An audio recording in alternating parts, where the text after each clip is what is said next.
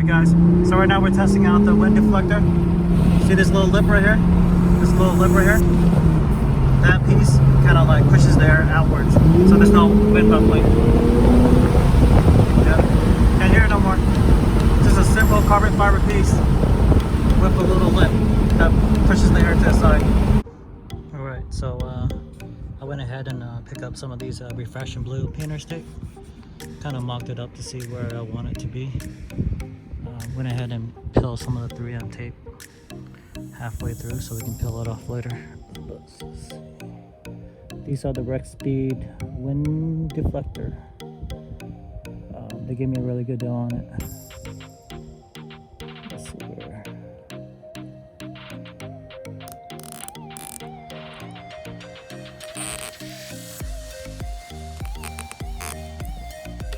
So slowly peeling it off.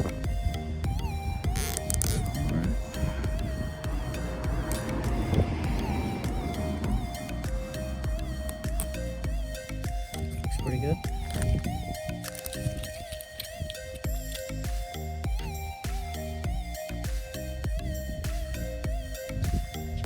Kind of matches the carbon fiber cover. Not too bad. Hopefully it doesn't fly off on the fire. Alright guys, so we got the Supra accessories for the steering wheel. Let me see. Alright, so it's with 3M.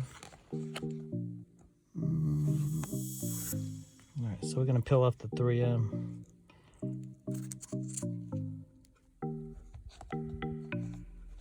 Alright, the fitment's pretty good. When everything's smooth. One rule of thumb is when you put it in, slide up to the top area first, and then, line it up here and press it down. So the carbon fiber badge looks pretty close to the carbon fiber in the Supra, so yeah, it looks pretty identical. Alright, so we're gonna install the top piece first. What we're gonna do is we're gonna take out the 3 back piece, and we're gonna do the same thing. Slide off.